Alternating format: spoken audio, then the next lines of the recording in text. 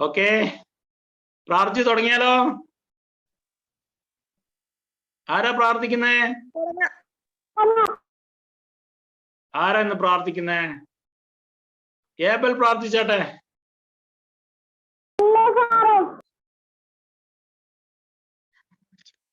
എത്ര സങ്കീർത്തനം?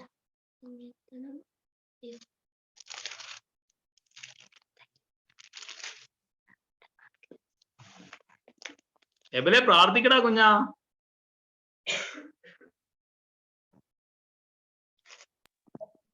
ഞങ്ങളുടെ പിതാവ് ദൈവം, ഞങ്ങള് സൺഡേ സ്കൂളിലാണല്ലോ ദൈവം, സൺഡേ സ്കൂളൊക്കെ പഠിക്കാനൊക്കെ ഉപകരണം ദൈവം, ഇപ്പൊ കൊറോണ ആണല്ലോ ദൈവം, എല്ലാം മാറ്റണം ദൈവം, സ്കൂളുകളൊക്കെ തുറക്കണം ദൈവം, പള്ളിയൊക്കെ അടച്ചിട്ട് പോകണല്ലോ ദൈവം, എല്ലാവരും പ്രാർത്ഥിക്കണം ദൈവം, സൺഡേ സ്കൂളിൽ വന്നിട്ടില്ല എല്ലാവരും പ്രാർത്ഥിക്കണം ദൈവം, സാറിന് ഓർത്ത് പ്രാർത്ഥിക്കണം ദൈവം, എല്ലാവരും പ്രാർത്ഥിക്കണം ദൈവം, സൺഡേ സ്കൂളിൽ വന്നിട്ടില്ല എല്ലാ കുട്ടികളും അനുഗ്രഹിക്കണം ദൈവം, എല്ലാവരും ഓർത്ത് പ്രാർത്ഥിക്കണം, പഠിക്കാനുള്ള ഓർമ്മശക്തിയൊക്കെ തരണം ദൈവം, എല്ലാവരും ഓർത്ത് പ്രാർത്ഥിക്കണം. ആമേൻ. ഓക്കെ, വാക്യം പറഞ്ഞാലോ? ആ, എന്നാ ആരാ വാക്യം പറയുന്നത്? മിടുക്കനായിട്ട് പറഞ്ഞു തുടങ്ങിയേ. ഞങ്ങളെ പരീക്ഷയിൽ കടത്താതെ ഞങ്ങളെ രക്ഷിക്കണമെന്ന് മത്തായി 6:13.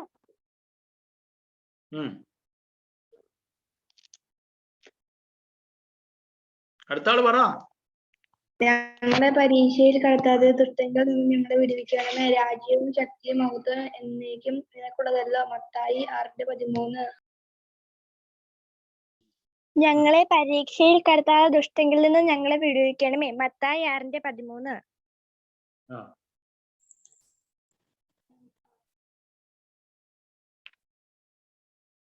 ഞങ്ങളെ പരീക്ഷയിൽ കടത്താതെ ദുഷ്ടങ്ങളിൽ നിന്നും ഞങ്ങളെ വിടുവിക്കണം, മത്തായി 6:13. ഞങ്ങളെ പരീക്ഷയിൽ കടത്താതെ ദുഷ്ടങ്ങളിൽ നിന്ന് ഞങ്ങളെ വിടുവിക്കണമേ, മത്തായി 6:13. ഞങ്ങളെ പരീക്ഷയിൽ കടത്താതെ ദുഷ്ടങ്ങളിൽ നിന്ന് ഞങ്ങളെ വിടുവിക്കണമേ, മത്തായി 6:13. മത്തായി 6:13. ഞങ്ങളെ പരീക്ഷയിൽ കടത്താതെ ദുഷ്ടങ്ങളിൽ നിന്ന് ഞങ്ങളെ വിടുവിക്കണമേ. ഓക്കെ, ഒന്ന് രണ്ടുപേരും കൂടെ പറഞ്ഞേ. പേര് വിളിക്കണോ അങ്കിള്?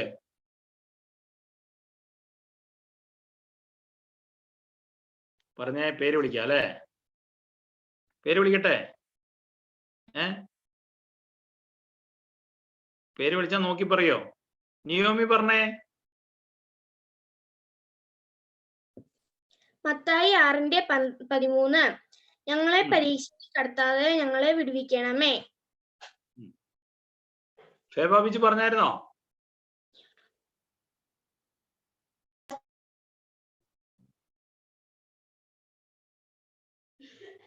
അൺമ്യൂട്ട് ചെയ്തേ. യെസ് സാർ, പറഞ്ഞായിരുന്നു. Okay, very good. ജോഷുവ പറഞ്ഞോ? ഞങ്ങളെ പരീക്ഷയിൽ കടത്താതെ ദുഷ്ടനിൽ നിന്ന് ഞങ്ങളെ വിടുവിക്കണമേ, മത്തായി 6:13. ഇനി ആരാ? അസ്റ്റിൻ പ്രവീൺ പറഞ്ഞേ. ഞങ്ങളെ പരീക്ഷയിൽ കടത്താതെ ഞങ്ങളെ വിടുവിക്കണമേ, മത്തായി 6:13. ഞങ്ങളെ പരീക്ഷയിൽ കടത്താതെ ദുഷ്ടങ്ങളിൽ നിന്ന് ഞങ്ങളെ വിടുവിക്കണമേ, Mathai 6:13. Very good.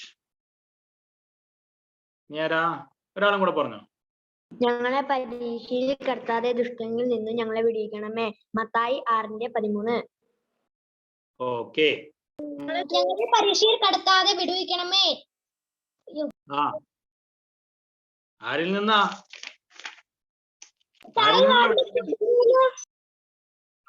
Okay okay, നമ്മൾ ക്ലാസ്സിലേക്ക് പോവുകയാണ്. എല്ലാരും മ്യൂട്ട് ചെയ്യണേ. ഓക്കെ, നമ്മുടെ ക്ലാസ് ആരംഭിക്കുകയാണ്. എല്ലാരും ശ്രദ്ധിച്ചിരിക്കണേ. ഒരു ചെറിയ ക്ലാസ് ആണ് നമ്മുടെ ഇന്നത്തെ, വളരെ ചെറിയ ക്ലാസ് ആണ്. എല്ലാരും ശ്രദ്ധിച്ചിരിക്കണം കേട്ടോ. ഇന്നത്തെ നമ്മുടെ 38ാമത് പാഠം അല്ലേ? 38ാമത് പാഠത്തില് എന്റെ പിതാവിന്റെ ആലയം എന്താ പാഠത്തിന്റെ പേര്? എന്റെ പിതാവിന്റെ ആലയം. വായനാഭാഗം മാർക്കോസ് 11:15 മുതൽ 19 വരെ. ഒന്നും കൂടെ പറയാം. മാർക്കോസ് 11:15 മുതൽ 19 വരെ. മനപ്പാഠവാക്യം സങ്കീർത്തനം 69:9. പുസ്തകത്തിൽ അത് പ്രിന്റ് ചെയ്തിട്ടില്ല, നിങ്ങൾ എഴുതി വെക്കണം. സങ്കീർത്തനം 69:9. സങ്കീർത്തനം 69:9. നിന്റെ ആലയത്തെ കുറിച്ചുള്ള എരിവ് എന്നെ തിന്നു കളഞ്ഞു, നിന്നെ നിന്ദിക്കുന്നവരുടെ നിന്ന എന്റെ മേൽ വീണിരിക്കുന്നു. നിങ്ങൾ ഓരോ വേർഡായിട്ട് പറഞ്ഞു തരും. നിങ്ങൾ ആരും അൺമ്യൂട്ട് ചെയ്യണ്ട, നിങ്ങൾ പക്ഷെ കൂടെ പറയണം. നിന്റെ ആലയത്തെ കുറിച്ചുള്ള എരിവ് എന്നെ തിന്നു കളഞ്ഞു.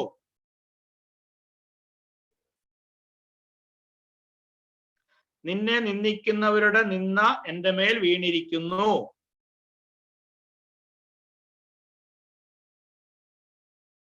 സങ്കീർത്തനം 69:9.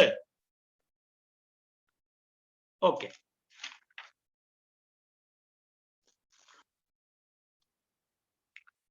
നമുക്കറിയാം യഹൂദന്മാർക്ക് ഏവർക്കും പ്രിയപ്പെട്ട ദേവാലയമാണ് യെരുശലേം ദേവാലയം, അല്ലേ?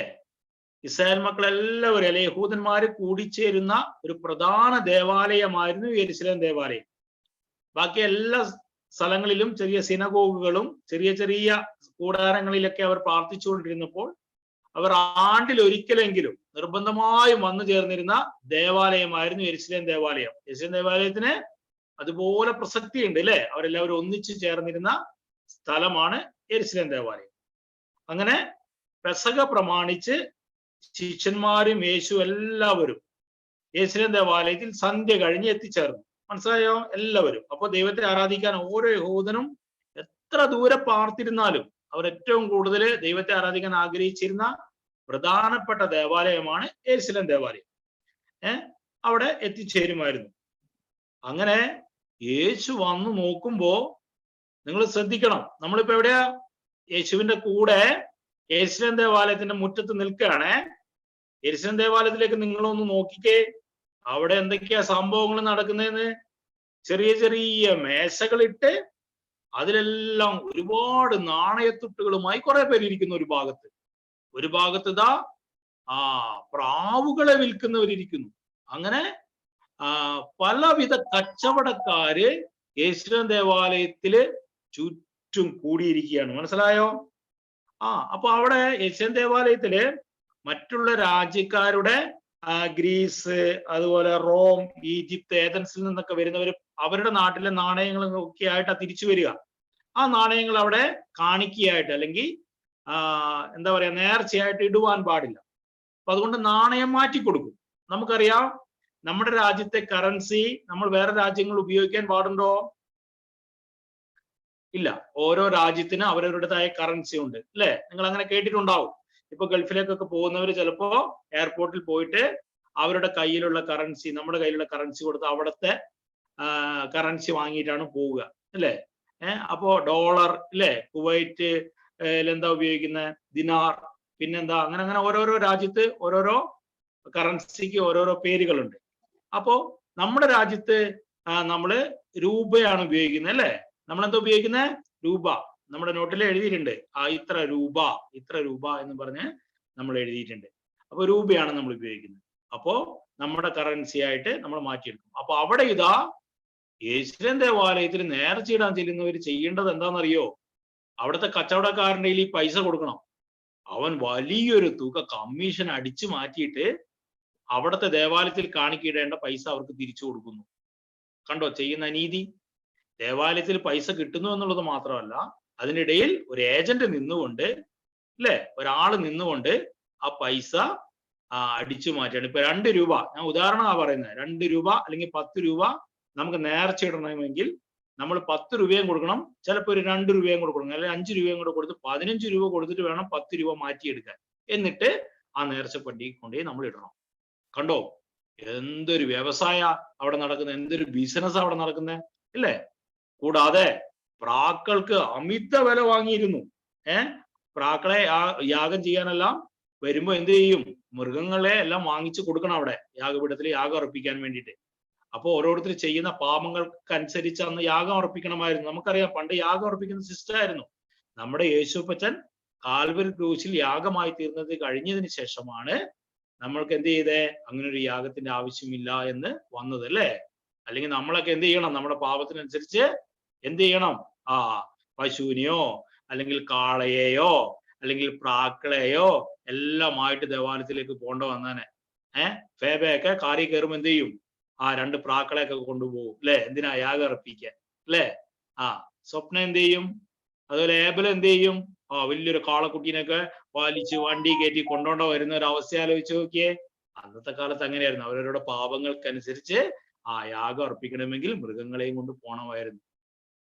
അങ്ങനെയുള്ള ആ സിസ്റ്റത്തിൽ ഇവരത് മുതലെടുക്കുകയാണ്. സ്പെഷ്യൽ പ്രാക്കൾ എന്ന് പറഞ്ഞ് പ്രാക്കളുമായി ചിലർ കച്ചവടത്തിനിരിക്കുക. ദരിദ്രരായ ജനം പ്രാവുകളെ അർപ്പിക്കുമായിരുന്നു. ഒരു മൃഗത്തെ അർപ്പിക്കാൻ പ്രാപ്തിയില്ലാത്തവർ എന്ത് ചെയ്യും? ഒരു പ്രാവിനെയെങ്കിലും അവിടെ യാഗമായിട്ട് അർപ്പിക്കുമായിരുന്നു. അപ്പോ അന്യായമായ വില വാങ്ങുക. ഒരു പ്രാവിന് 5 രൂപയോ 10 രൂപയോ വിലയുള്ളെങ്കിൽ ഇവർ 20 രൂപ 30 രൂപ, നിങ്ങൾക്ക് മനസ്സിലാൻ വേണ്ടി അങ്ങൾ ഇങ്ങനെ പറയുന്നത് കേട്ടോ, 30 രൂപ എല്ലാം വാങ്ങിക്കുക. അന്യായമായി എന്ന് പറഞ്ഞാൽ ആവശ്യമില്ലാത്തത്ര പൈസ ഈ ജനങ്ങളെ, പാവം ജനങ്ങളെ പറ്റിച്ച് വാങ്ങിയെടുക്കുന്ന ഒരുപാട് കച്ചവടക്കാരവിടെ ഇങ്ങനെ ഇരിക്കുക. ഇത് കണ്ടപ്പോ യേശുപ്പച്ചൻ എന്ത് ചെയ്തു? അങ്ങ് ദേഷ്യം വന്നു അല്ലേ? നമ്മുടെ യേശുപ്പച്ചന് ദേഷ്യം വരും. കാരണം മനുഷ്യപുത്രനായി ഇറങ്ങി വന്ന ദൈവമാണ്. നമ്മളെ പോലത്തെ വികാരങ്ങൾ യേശുപ്പച്ചന് ഉണ്ടാവും അല്ലേ? യേശുപ്പച്ചന് ചെറിയ ദേഷ്യം വന്നു. എന്ത് കണ്ടപ്പോഴാ? എന്റെ ആലയം നിങ്ങള് കള്ളന്മാരുടെ ഗുഹയാക്കി മാറ്റുകയാണോ എന്ന് ചോദിച്ചിട്ട് യേശുപ്പച്ചന് ദേഷ്യം വന്നു. യേശുപ്പച്ചന് വിശന്നു അല്ലേ? നമ്മൾ പഠിക്കുന്നുണ്ട്. യേശുപ്പച്ചന് വിശന്നു. യേശുപ്പച്ചൻ ദുഃഖിച്ചിട്ടുണ്ട്. നമ്മൾ ചെറിയ ക്ലാസ്സുകളിൽ പഠിച്ചിട്ടുണ്ട് അല്ലേ? എപ്പോഴാ? മാർത്തയുടെയും മറിയുടെയും അടുത്ത് ലാസർ മരിച്ചു കഴിഞ്ഞപ്പോ അവിടെ ചെന്നപ്പോ യേശുപ്പച്ചൻ അവരോട് കൂടെ ദുഃഖിച്ചെന്ന് നാം കാണുന്നു. അതുപോലെ 40 ദിവസം ഉപവസിച്ച് കഴിഞ്ഞപ്പോ യേശുപ്പച്ചന് വിശന്നു എന്ന് കാണുന്നു. മനുഷ്യപുത്രനായി മനുഷ്യരുടെ ഇടയിലേക്ക്, നമ്മുടെ ഇടയിലേക്ക് ഇറങ്ങി വന്ന യേശുപ്പച്ചന് നമ്മുടെ എല്ലാ വികാരങ്ങളും ഉണ്ടായിരുന്നു അല്ലെ? പക്ഷെങ്കിലും യേശുപ്പച്ചൻ ഒരിക്കലും പാപം ചെയ്തിരുന്നില്ല. പാപമില്ലാത്ത മനുഷ്യനാണ് യേശുപ്പച്ചൻ ഈ ലോകത്ത് 33.5 വർഷക്കാലം ജീവിച്ചത്. മനസ്സിലായോ? ഓക്കെ. അങ്ങനെ യേശുപ്പച്ചൻ അവിടെ നിന്ന് ഒരു ചാട്ടവാറും എടുത്തു. ഇപ്പോഴത്തെ കാലത്ത് അങ്ങനെ ചാട്ടവാറൊക്കെ ഉണ്ടോ? നമ്മളൊന്നും കണ്ടിട്ടില്ല. പണ്ടത്തെ കാലത്ത് ചാട്ടവാറുണ്ടായിരുന്നു അല്ലെ? യേശുപ്പച്ചനെ തന്നെ പിന്നെ അടിക്കുവാൻ വേണ്ടി അന്നത്തെ രാജാവ് ഏൽപ്പിച്ചു കൊടുത്തു, ചാട്ടവാറ് കൊണ്ട് അടിക്കാൻ വേണ്ടി അല്ലെ? എന്നിട്ടാണ് കുരിശിലേറ്റിയത്. അന്നത്തെ ഒരു ശിക്ഷയായിരുന്നു. എന്തെങ്കിലും തെറ്റ് ചെയ്താൽ ചാട്ടവാറ് കൊണ്ട് അടിക്കുക. ഇപ്പോഴത്തെ ശിക്ഷ എന്താ? ഇപ്പൊ നമ്മളെ ജയിലിൽ കൊണ്ടിടും അല്ലെ? ജയിലിൽ ആരും കാണാത്ത സ്ഥലത്ത് കൊണ്ടിടും. നമുക്ക് പുറത്തൊന്നും ഇറങ്ങാൻ പറ്റാതെ വർഷങ്ങളോളം അവിടെ താമസിക്കേണ്ടി വരും. അതാണ് ഇപ്പോഴത്തെ കാലത്തെ ശിക്ഷ. ഇല്ലെങ്കിലോ തൂക്കിക്കൊല്ലുവാൻ വിധിക്കും അല്ലെ? ഗവൺമെന്റ് അല്ലെങ്കിൽ ജഡ്ജി തൂക്കിക്കൊല്ലുവാൻ വേണ്ടി കോടതി വിധിക്കും അല്ലെ? നമ്മളെ വലിയ പാപങ്ങൾ ചെയ്താൽ നമ്മൾ തൂക്കിക്കൊല്ലും. ഈ ലോകത്തിലെ ശിക്ഷയാണ്. എന്നാ അറബി രാജ്യങ്ങളിലൊക്കെ എന്താ? കൈ വെട്ടുന്നു, തല വെട്ടുന്നു, അങ്ങനെയുള്ള ശിക്ഷകളുണ്ട് ഇല്ലേ? നിങ്ങളിപ്പോ അടുത്ത കാലത്ത് കണ്ടു താലിബാൻ അല്ലെ? അഫ്ഗാനിസ്ഥാൻ പിടിച്ചെടുത്തു. താലിബാൻകാര് എങ്ങനെയാ ആൾക്കാരെ കൊന്നിരുന്നേ? കല്ലെറിഞ്ഞു കൊല്ലുകയാണ്. പാപം ചെയ്തവരല്ല. അവർ ഉദ്ദേശിക്കുന്ന കാര്യം തെറ്റാണെന്ന് കാണുന്ന കാര്യത്തിന് ആൾക്കാരെ കല്ലെറിഞ്ഞു കൊല്ലുന്ന അവസ്ഥ. അങ്ങനെ ഒരുപാട് തരം ശിക്ഷകളുണ്ട്. ഇവിടെ ചാട്ടവാറ് കൊണ്ട് അന്ന് അടിക്കുമായിരുന്നു ആൾക്കാരെ. യേശുപ്പച്ചൻ അവിടെ കിടന്നൊരു കയറെടുത്ത് ചാട്ടയുണ്ടാക്കി അവിടത്തെ ദേവാലയത്തിൽ കച്ചവടക്കാരെല്ലാം അടിച്ച് ഓടിച്ചു കളഞ്ഞു അല്ലേ? ഏബൽ ടി വിനീഷേ, നമ്മുടെ ഭാഷ പറഞ്ഞ അടിച്ച് തൂഫാനാക്കി അല്ലേ? അടിച്ച് ഓടിച്ചു കളഞ്ഞു. കാരണം അന്യായമായി ഇവർ കച്ചവടം ചെയ്യുന്ന കണ്ടപ്പോ യേശുപ്പച്ചന് സങ്കടവും ദേഷ്യമൊക്കെ കൂടെ വന്നു. അടിച്ചവരെ ഓടിച്ചു കളഞ്ഞു. മനസ്സിലായോ? നിങ്ങളോ ഇതിനെ കള്ളന്മാരുടെ ഗുഹയാക്കി എന്ന് പറഞ്ഞു. ഓക്കെ. അപ്പോ ജനങ്ങളോട് കവർച്ച ചെയ്യുന്നവരോട് ആയിരുന്നു യേശുപ്പച്ചൻ ആ ദേഷ്യം കാണിച്ചേ. ജനങ്ങളോടാണോ കാണിച്ചേ? ദൈവത്തോടും അതിനെ വണങ്ങാൻ എത്തിയ ജനങ്ങളോട് യേശുവിന് ബഹുമാനവും സ്നേഹവുമായിരുന്നു. അവിടെ വരുന്ന എല്ലാവരോടും യേശു അപ്പച്ചൻ ദേഷ്യപ്പെട്ടില്ല, ആരെയും അടിച്ചില്ല. അവരെല്ലാവരും പിന്നെ ദൈവത്തെ നമസ്കരിക്കുവാനും വണങ്ങുവാനും ദേവാലയത്തിൽ പ്രാർത്ഥനയ്ക്ക് എല്ലാമായി കടന്നു വന്നവരാണ്. അവരെ ആരെയും യേശുപ്പച്ചൻ ബുദ്ധിമുട്ടിച്ചില്ല. മറിച്ച് ആരെയെ ബുദ്ധിമുട്ടിച്ചേ? അവിടെ കച്ചവടക്കാര്, അതും അന്യായമായി കച്ചവടം ചെയ്യുന്നവരെയാണ് യേശുപ്പച്ചൻ അടിച്ചോടിക്കുന്നത്. ഓക്കെ. അങ്ങനെ തീർത്ഥാടകർ യേശുവിന് ചുറ്റും കൂടി അവരെല്ലാവരും സന്തോഷത്തോടെ പറഞ്ഞു, ആ ഇത്ര നല്ല പ്രവൃത്തികൾ ചെയ്യുന്നു, ഈ ആളെ നമുക്ക് അല്ലെങ്കിൽ ഈ യേശുവിനെ നമുക്ക് രാജാവാക്കാം എന്നൊക്കെ പറഞ്ഞ് ആൾക്കാർ എല്ലാവരും കൂടെ കൂടി. ഈ സമയത്ത് ജനം യേശുവിനെ ആരാധിക്കുമ്പോൾ പുരോഹിതന്മാരെല്ലാവരും കൂടെ കൂടിയിട്ട് എന്ത് ചെയ്യാണ്? യേശുവിനെതിരായി ഗൂഢാലോചന നടത്തുക. എങ്ങനെയെങ്കിലും യേശുവിനെ അപായപ്പെടുത്തണം, അല്ലെങ്കിൽ കൊന്നുകളയണം, അല്ലേ? കാരണം എന്താ? അവരുടെ വരുമാന മാർഗം നിന്നുപോകും. അവർക്കൊക്കെ കമ്മീഷനാണ്. അവിടെ എന്ത് വിറ്റാലും വാങ്ങിയാലും ഈ പുരോഹിതന്മാർക്കെല്ലാം അതിൽ പൈസ കിട്ടും. അതുകൊണ്ട് യേശുപ്പച്ചൻ ഇതിനെതിരെല്ലാം, അതായത് ഇങ്ങനത്തെ ദ്രോഹപരമായ കാര്യങ്ങൾ ചെയ്യുന്നതിനെതിരെ പോരാടിയാൽ അവർക്കൊന്നും പൈസ കിട്ടില്ല, അല്ലേ? അതുകൊണ്ട് യേശുവിനെ അപായപ്പെടുത്താനും കൊല്ലുവാനും വേണ്ടി ആ സമയത്ത് അവർ കൂടിയാലോചന നടത്തുകയായിരുന്നു. ഇങ്ങനെ നല്ല കാര്യം യേശുപ്പച്ചൻ ചെയ്തപ്പോൾ. ഇതാണ് പാഠം. അതായത് യെരുശലേം ദേവാലയം, ഇസ്രായേൽ ജനത മുഴുവൻ കൂടി വന്ന് ആരാധിക്കുന്നവരുടെ പ്രധാനപ്പെട്ട ദേവാലയത്തിൽ യേശുപ്പച്ചനും ശിഷ്യന്മാരും കൂടെ കടന്നു ചെന്നപ്പോൾ അവിടെ വിവിധ തരം കച്ചവടങ്ങൾ കണ്ടു, അല്ലേ? വിവിധ തരം കച്ചവടം. ഏതാ? പ്രാവിനെ, പൈസ ഇല്ലാത്ത ദരിദ്രരായവർ മൃഗങ്ങളെ അർപ്പിക്കാൻ പൈസ ഇല്ലാത്തതുകൊണ്ട് ചെറിയ പ്രാക്കളെ വാങ്ങി കൊടുക്കുമായിരുന്നു. അതിനൊക്കെ അന്യായമായ വില വാങ്ങിക്കുക. ലോകത്തില്ലാത്ത വില എന്നൊക്കെ നമ്മൾ പറയും, അല്ലേ? വാങ്ങിച്ചിട്ട് ആ വില വാങ്ങിച്ചിട്ടാണ് അവർക്ക് പ്രാക്കളെ കൊടുത്തുകൊണ്ടിരുന്നത്. അതുപോലെ നാണയങ്ങൾ മാറ്റിയെടുക്കാൻ വരുന്നവർക്ക് എന്ത് ചെയ്തു? ഭയങ്കരമായ കമ്മീഷൻ വാങ്ങിച്ചുകൊണ്ട് നാണയങ്ങൾ കൊടുക്കുന്ന അവസ്ഥയെല്ലാം അവിടെ ഉണ്ടായി. ഇതെല്ലാം കണ്ടപ്പോൾ ആ കള്ളന്മാരെ അടിച്ചോടിക്കാൻ യേശുപ്പച്ചൻ തീരുമാനിക്കുകയും ചാട്ടവാറെടുത്ത് എല്ലാവരെയും അടിച്ചോടിക്കുകയും ചെയ്തു. നമ്മൾ മനസ്സിലാക്കേണ്ട കാര്യം, യേശുപ്പച്ചൻ അനീതിക്കെതിരെയാണ് പോരാടിയത്. നീതിപരമായി അവിടെ ദൈവത്തെ വണങ്ങുവാനും ആലയത്തിൽ പ്രാർത്ഥിക്കാനും വന്നവരോട് യേശുപ്പച്ചൻ ഒന്നും തന്നെ ചെയ്തില്ല. മറിച്ച് അവിടെ ഉണ്ടായിരുന്ന കള്ളക്കച്ചവടക്കാർക്കെതിരെയാണ് യേശുപ്പച്ചൻ പോരാടിയത്, അല്ലേ? കൊള്ളക്കാർക്കെതിരെയും കൊള്ളക്കച്ചവടം നടത്തിയവർക്കെതിരെയാണ് യേശുപ്പച്ചൻ പോരാടിയത്. ഇത്രേ ഉള്ളൂ നമ്മുടെ പാഠം. എല്ലാവർക്കും മനസ്സിലായി എന്ന് വിശ്വസിക്കുന്നു. മനസ്സിലാകാത്തവർക്ക് ഇനി അങ്കിൾ പറഞ്ഞു തരും. നമുക്ക് ക്വസ്റ്റ്യൻ ആൻസർ നോക്കിയതിന് ശേഷം ആ ഒരു സൈഡിലേക്ക് നമുക്ക് പോകാം. ഒന്നാമത്തെ ക്വസ്റ്റ്യൻ, യെരുശലേം ദേവാലയത്തിന് യഹൂദന്മാർ ഏറ്റവും അധികം പ്രാധാന്യം കൊടുത്തത് എന്തുകൊണ്ടാ? അവരുടെ തലസ്ഥാന നഗരിയായിരുന്നു യെരുശലേം ദേവാലയം. ഒന്ന് എന്തായിരുന്നു? അവരുടെ തലസ്ഥാന നഗരിയായിരുന്നു യെരുശലേം ദേവാലയം സ്ഥിതി ചെയ്തിരുന്ന സ്ഥലം. അവിടെയാണ് യെരുശലേം ദേവാലയം സ്ഥിതി ചെയ്തത്. ഈ യെരുശലേം ദേവാലയത്തിൽ എല്ലാവരും എവിടെയെല്ലാം പോയിരുന്നോ ആണ്ടിൽ ഒരിക്കലെങ്കിലും ഇവരുടെ പ്രധാനപ്പെട്ട ദേവാലയമായി കണക്കാക്കിക്കൊണ്ട് അവിടെ യഹൂദന്മാർ ഒത്തുചേരുമായിരുന്നു. അതുകൊണ്ടാണ് യെരുശലേം ദേവാലയം വളരെയധികം പ്രാധാന്യം അർഹിക്കുന്നത്. 2, ദേവാലയത്തിൽ നടന്നിരുന്ന അനാചാരങ്ങൾ എന്തെല്ലാമാണ് അനാചാരങ്ങൾ? അവിടെ നേർച്ച കഴിക്കുവാൻ വേണ്ടി പൈസയുമായി വരുന്നവരുടെ പൈസകൾ മാറ്റിയെടുക്കുമ്പോൾ നമ്മൾ പറഞ്ഞു അവിടുത്തെ നാണയമായിരിക്കണം ഇടേണ്ടത്. മറ്റുള്ള രാജ്യക്കാർ വേറെ നാണയവുമായിട്ട് വരുമ്പോൾ ആ നാണയം അവിടുന്ന് മാറ്റി കൊടുക്കും. അതിന് അന്യായമായ പൈസ ഈടാക്കുക, കമ്മീഷൻ ഈടാക്കുന്ന അവസ്ഥ. കൂടാതെ മൃഗങ്ങളെ എല്ലാം അർപ്പിക്കുവാൻ വേണ്ടി വരുന്നവരോ അല്ലെങ്കിൽ പ്രാക്കളെ മേടിച്ച് അവിടെ യാഗം അർപ്പിക്കാൻ വരുന്നവരുടെ കയ്യിൽ നിന്നെല്ലാം സ്പെഷ്യൽ പ്രാവ് എന്ന് വിളിച്ച് അവർ കച്ചവടം ചെയ്യുന്നത് എങ്ങനെയാ? സാധാരണ ഉള്ളതിൽക്കാർ കൂടുതൽ പൈസ വാങ്ങിക്കൊണ്ട്, അന്യായമായ കമ്മീഷൻ വാങ്ങിക്കൊണ്ട് അവർ അവിടെ ഇരുന്ന് കച്ചവടം ചെയ്യുന്ന അവസ്ഥ. ഇങ്ങനത്തെയുള്ള അനാചാരങ്ങളെല്ലാമായിരുന്നു ആ ദേവാലയത്തിൽ നടന്നിരുന്നത്. ഇതിനെതിരെയാണ് യേശു പോരാടിയത്. 3, സ്പെഷ്യൽ പ്രാവുകൾ എന്നാൽ എന്ത്? അല്ലെ, നമ്മൾ പറഞ്ഞു യാഗത്തിന് പ്രാക്കളുമായി ചിലർ കച്ചവടത്തിനുണ്ടായിരുന്നു. ഈ കച്ചവടം ചെയ്യാൻ വെച്ചിരുന്ന പ്രാവുകളെയാണ് സ്പെഷ്യൽ പ്രാവുകൾ എന്നവർ വിളിച്ചിരുന്നത്, അല്ലെ? സ്പെഷ്യൽ പ്രാവുകൾ. ഈ പ്രാവുകളെ വാങ്ങണമെങ്കിൽ സാധാരണ ഇപ്പൊ നമ്മള് ഒന്നും കൂടെ അങ്കിൾ പറയാം, ഒരു അരി വാങ്ങാൻ നമ്മളൊരു സ്ഥലത്ത് പോയി, അരിക്ക് 30 രൂപ വിലയാണെന്ന് വിചാരിക്കും. അപ്പൊ നമ്മൾ ദേവാലയത്തിൽ 1 കിലോ അരി വാങ്ങിക്കൊണ്ടു പോകണമെന്ന് വിചാരിക്കും. അപ്പൊ നമ്മള് ഞായറാഴ്ച ആരാധനക്ക് 1 കിലോ അരി വാങ്ങിക്കൊണ്ടു പോവുകയാണ് ദേവാലയത്തിൽ. പുറത്ത് നമുക്ക് എത്ര രൂപയാ വരുന്ന വില? 30 രൂപ അല്ലെങ്കിൽ 30 റുപ്പീസ്, അല്ലേ? ഈ പൈസയുമായി നമ്മൾ കൊടുത്ത് അരി വാങ്ങി ദേവാലയത്തിൽ പോയാൽ നമുക്ക് ഓക്കെ, ദേവാലയത്തിൽ കൊണ്ട് കൊടുത്താൽ മതി എന്ന് വിചാരിക്കും കേട്ടോ. അങ്ങനെയൊന്നും സിസ്റ്റം ഒന്നും നമുക്കില്ല വിചാരിക്കും. ഓക്കെ, അപ്പോ അരി വാങ്ങാൻ നമ്മൾ മറന്നുപോയി, അല്ലെങ്കിൽ നമുക്ക് അരി വാങ്ങാൻ കഴിഞ്ഞില്ല. ദേവാലയത്തിൽ നമ്മൾ എത്തി അവിടെ അരി കൊടുക്കണം. അപ്പോ അവിടെ അരിക്കച്ചവടക്കാരുണ്ട്, ദേവാലയത്തിന് ചുറ്റും അരിക്കച്ചവടക്കാർ ഇരിക്കുകയാണ് കേട്ടോ. അവരോട് നമ്മൾ അരി വാങ്ങിക്കുന്നു. അവരെത്ര രൂപയാ പറയുന്നേ? 40 രൂപ വേണമെന്ന് പറയുന്നു, അല്ലെ 50 രൂപ വേണമെന്ന് പറയുന്നു, അല്ലെ? അത് അന്യായമല്ലേ? പുറത്ത് നമുക്ക് 30 രൂപക്ക് കിട്ടുന്ന അരി ദേവാലയത്തിൽ ചെല്ലുമ്പോഴേക്ക് 50 രൂപക്ക് വിൽക്കുക എന്ന് പറയുന്നത് അന്യായമല്ലേ? ഈ ഒരു സിസ്റ്റമാണ് നിങ്ങൾക്ക് പറയാൻ മനസ്സിലാകാൻ വേണ്ടി ഒരു ഉദാഹരണമാണ് അങ്കിൾ പറഞ്ഞത്.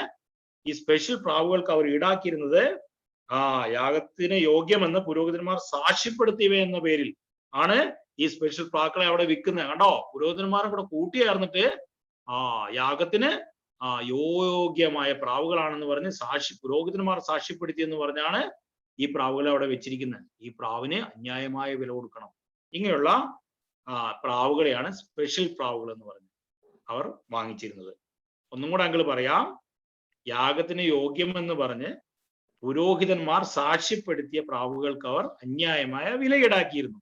ഈ പ്രാവുകളെയാണ് സ്പെഷ്യൽ പ്രാവുകൾ എന്ന് പറഞ്ഞിരുന്നത്. ഓക്കെ. 5. യേശു ദേവാലയം ശുദ്ധീകരിച്ചത് എങ്ങനെയാ ശുദ്ധീകരിച്ചേ? ചാട്ടവാറെടുത്ത് അവിടെ കച്ചവടം ചെയ്തിരുന്ന കൊള്ളക്കാരെ അല്ലെ കള്ളക്കച്ചവടക്കാരെ മുഴുവൻ എന്ത് ചെയ്തു?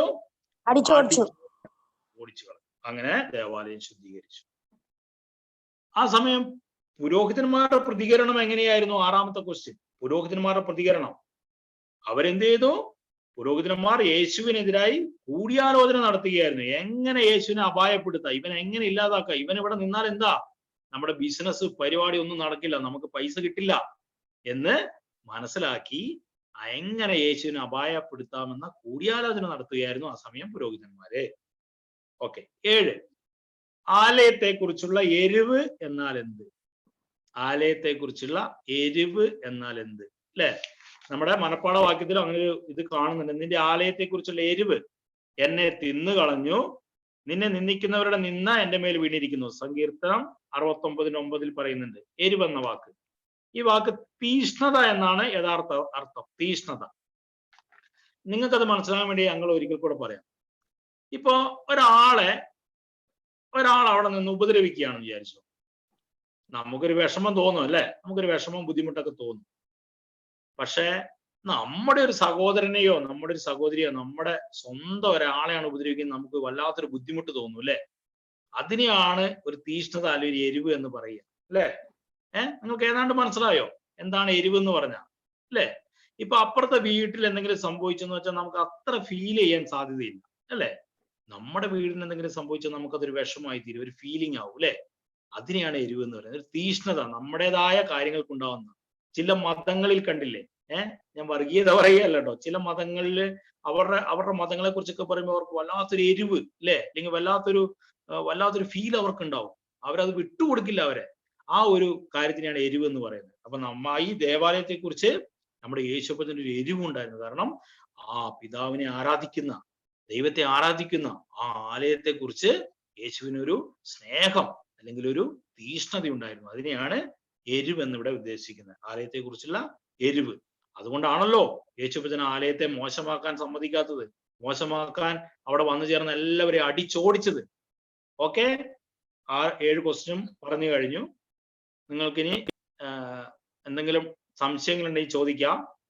അങ്ങനെ ഒരു കാര്യം ചെയ്യാം, ഒന്നും കൂടെ ക്വസ്റ്റ്യൻ ആൻസറുകൾ പറയാം. നിങ്ങൾക്ക് എല്ലാ ആഴ്ചകളിലും ക്വസ്റ്റ്യൻ ആൻസറുകളിലാണ് സംശയം വരാറ്. നിങ്ങൾ ഒന്നും കൂടെ പറയാം. അതാ ഇപ്പൊ തന്നെ വന്നു കഴിഞ്ഞു. 1, 2, 3 ഒന്നും കൂടെ പറയണമെന്ന്. ഞങ്ങൾ എല്ലാ ക്വസ്റ്റ്യൻ ആൻസറും ഒന്നും കൂടെ പറയാം, ശ്രദ്ധിക്കുക. യെരുശലേം ദേവാലയത്തിന് യഹൂദന്മാർ ഏറ്റവും അധികം പ്രാധാന്യം കൊടുത്തത് ഒന്നുകൊണ്ട് അവരുടെ വിശേഷപ്പെട്ട യഹൂദന്മാർ കൂടി എല്ലാ വർഷവും വന്നുകൊണ്ടിരുന്ന ആലയമായിരുന്നു യെരുശലേം ദേവാലയം. കൂടാതെ അവരുടെ തലസ്ഥാന നഗരിയും ആയിരുന്നു യെരുശലേം. അവിടെയായിരുന്നു ആ ദേവാലയം പണിതിരുന്നത്. അതുകൊണ്ടാണ് അവർക്ക് ഏറ്റവും വിശേഷപ്പെട്ട ദേവാലയമായി അത് മാറിയത്. 2ാമത്തെ ക്വസ്റ്റ്യൻ, ദേവാലയത്തിൽ നടന്നിരുന്ന അനാചാരങ്ങൾ എന്തൊക്കെ? ദേവാലയത്തിനുള്ളിൽ കച്ചവടക്കാരുണ്ടായിരുന്നു. അവർ മൃഗങ്ങൾക്കും നാണയം മാറ്റി കൊടുക്കുന്നതിനെല്ലാം അന്യായമായി കമ്മീഷൻ ഈടാക്കിയിരുന്നു, അല്ലെങ്കിൽ അന്യായമായി പൈസ വാങ്ങിയിരുന്നു. അതുകൊണ്ട് ഇങ്ങനെയുള്ള അനാചാരങ്ങളാണ് ആ ദേവാലയത്തിനുള്ളിൽ നടന്നിരുന്നത്. 3ാമത്തെ ക്വസ്റ്റ്യൻ, യേശുവിന് അവയെ സഹിക്കാൻ കഴിയാതിരുന്നത് എന്തുകൊണ്ട്? ഈ ആലയം പ്രാർത്ഥനാലയം എന്ന് വിളിച്ചിരുന്നു അല്ലെ?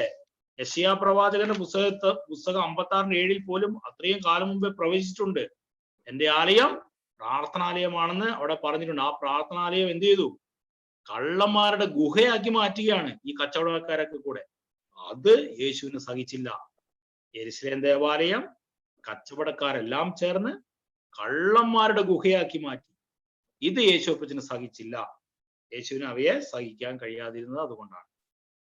സ്പെഷ്യൽ പ്രാവുകൾ എന്നാൽ എന്ത്? 4ാമത്തെ ക്വസ്റ്റ്യൻ. യേശുപ്പച്ചൻ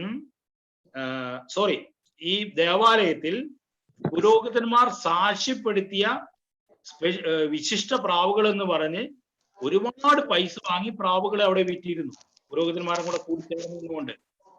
അതുകൊണ്ടാണ് അതിനെ ആ പ്രാവുകളെ സ്പെഷ്യൽ പ്രാവുകൾ എന്ന് പറഞ്ഞിരുന്നത്. ഒന്നും കൂടെ അങ്കിൾ പറയാം. ദേവാലയത്തിൽ പ്രാക്കളെ യാഗം കഴിക്കാൻ വരുന്നവര് പുരോഹിതൻ സാക്ഷ്യപ്പെടുത്തിയ പ്രാവുകൾ എന്ന് പറഞ്ഞ് അവിടെ പ്രാവുകളെ വെച്ച് വിൽക്കുക കച്ചവടക്കാര്. അതിന് ഭയങ്കരമായ വില കൊടുത്തിരുന്നു. ആരാ?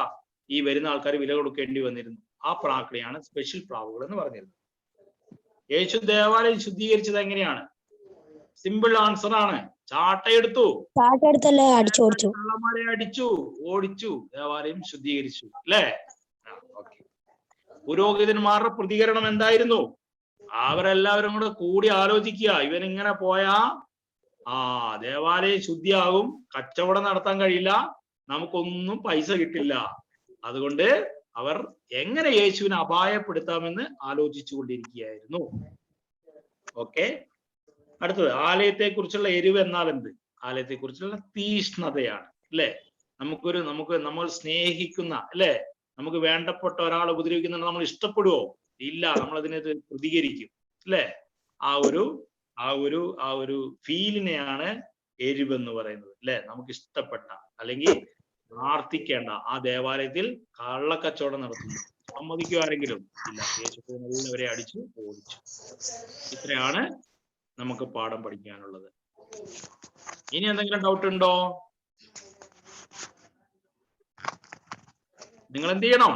വായനാഭാഗം വായിക്കണം. വളരെ സിമ്പിൾ ആണ്. മാർക്കോസ് 11-ന്റെ 15 മുതൽ 19 വരെയുള്ള വാക്യത്തിൽ ഈ കാര്യങ്ങൾ വ്യക്തമായി പറയുന്നുണ്ട്. ഒരു 5 വാക്യമേ ഉള്ളൂ, അല്ലെങ്കിൽ 4 വാക്യമേ ഉള്ളൂ. ആ വാക്യം വായിച്ചാൽ നിങ്ങൾക്ക് മനസ്സിലാകും. യേശുക്കുറിച്ച് അവിടെ ചെല്ലുന്നു, ആ ദേവാലയത്തിൽ ചെയ്യുന്ന കാര്യങ്ങളെ കുറിച്ച്, അവിടെ നടക്കുന്ന കാര്യങ്ങളെ കുറിച്ച് അവിടെ വ്യക്തമായിട്ട് എഴുതിയിട്ടുണ്ട് കേട്ടോ. അത് നിങ്ങൾ വായിക്കണം. നിങ്ങൾ അടുത്ത ആഴ്ച വാക്യം പഠിക്കണം. ഇനി നമുക്ക് 2 ആഴ്ച കൂടെ ഉള്ളൂ. 2 ആഴ്ച കഴിഞ്ഞാൽ നമ്മുടെ ഈ വർഷത്തെ സൺഡേ സ്കൂൾ അവസാനിക്കുകയാണ്. ഡിസംബറിൽ അല്ലെങ്കിൽ നവംബർ ലാസ്റ്റോട് കൂടെ നിങ്ങൾക്ക് എക്സാം ഉണ്ടാവും. അതിന്റെ അറിയിപ്പുകൾ നിങ്ങൾക്ക് ഇതേ വാട്സപ്പ് ഗ്രൂപ്പിൽ വരും. എക്സാം നടക്കും. നിങ്ങൾ എല്ലാവരും അതിൽ പങ്കെടുക്കണം. അത് എങ്ങനെയായിരിക്കും, എന്തെല്ലാം ആയിരിക്കും എന്നെല്ലാം ഉള്ള അറിയിപ്പ് നിങ്ങൾക്ക് വഴിയെ കിട്ടും. കേട്ടോ? ഓക്കെ അല്ലേ? ക്ലാസ് അവസാനിപ്പിച്ചാലോ? അവസാനിപ്പിക്കാം. നമ്മുടെ തൊപ്പിക്കാൻ ഒരു പാട്ട് പാടുന്നുണ്ടോ? നീല തൊപ്പി വെച്ച ആളൊരു പാട്ട് പാടുന്നുണ്ടോ? സാജൻ മാത്യു ഉണ്ടോ? എന്നാ വേഗം പാടിക്കോ. പാട്ട് പാടി പ്രാർത്ഥിച്ച് അവസാനിപ്പിച്ചോ.